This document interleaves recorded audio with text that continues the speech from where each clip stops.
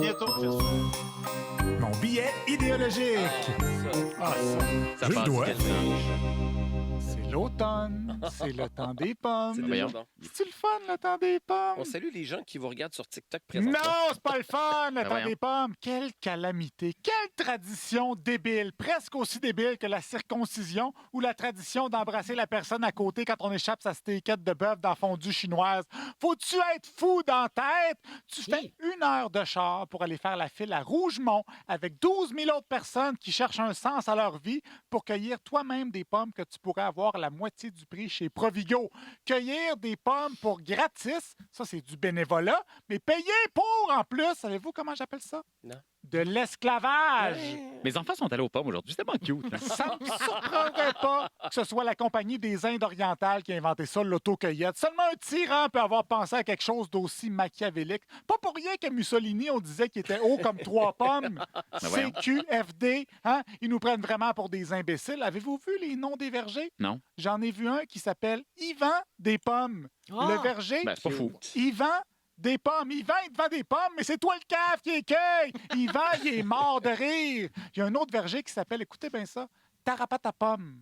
Tarapata pomme. C'est vrai, ces Mais noms-là? pourquoi j'irais Ouais, si Dieu. j'aurais pas ma pomme? Pourquoi j'irais si j'aurais pas ma pomme? Vous avez Moi, mieux. j'ai pas mal bonne. comment? Moi, j'ai pas mal bonne à Compton. Pomme Pas album. mal bonne. C'est scandaleux. En plus, quand on cueille nos pommes nous-mêmes, on vole des jobs à des immigrants mexicains. Ils viennent ici puis on leur vole leur job. Chaque pomme récoltée par un villégiateur participe à la paupérisation de l'Amérique du Sud. Vous avez du sang sur les mains, les chasseurs-cueilleurs du dimanche. Mais on pense pas à ça. Nous, non.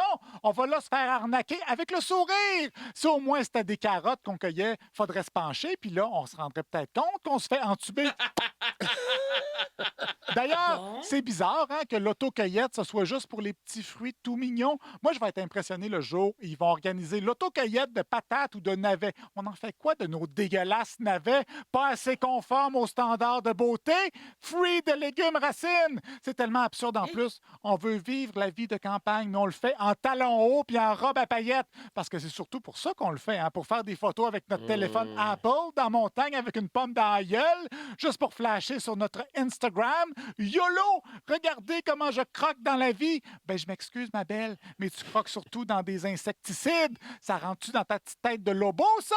J'ai vérifié. Savez-vous combien il y a de pesticides sur chaque pomme que vous 3. cueillez au verger? 3. Combien? 3. Ça d'épais! Ça d'épais!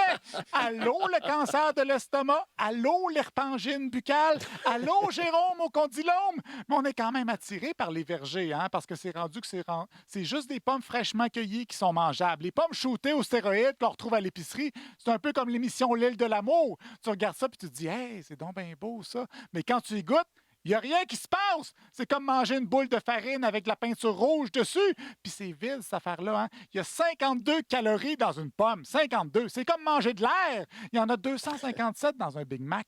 257. Beaucoup plus nourrissant, un chausson avec ça. Ben, t'en prendre un.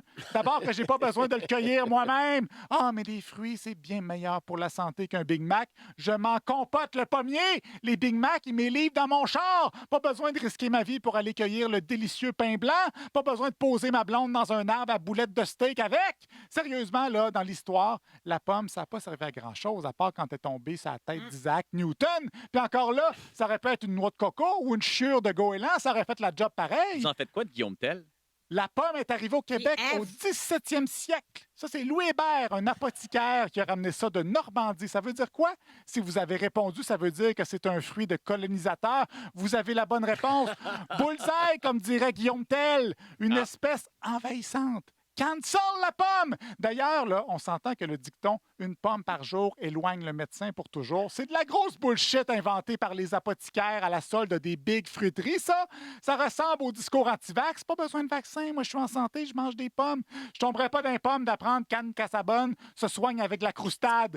Mais le pire dans tout ça, c'est qu'après votre petite promenade là, dans cette nature préfabriquée, mais vous allez Vous allez être pogné avec vos 3 poches de pommes que vous ne saurez pas quoi faire avec. C'est toujours ça qui arrive. Hein? Vous ne pourrez même pas les apporter au bureau. Vous faites du télétravail. Puis pensez pas les apporter à votre enseignante en espérant avoir une meilleure note dans votre cours univers social. Pourquoi?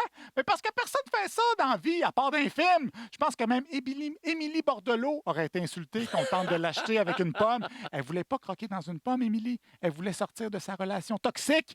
Aller aux pommes, là, c'est la pire entreprise de gaspillage au monde après les couches jetables puis le beau Joey Scarpellino. Un si beau talent. Il est-tu beau, hein? Gaspillé. C'est vrai qu'il est beau. On le voit plus. T'es où, Joey?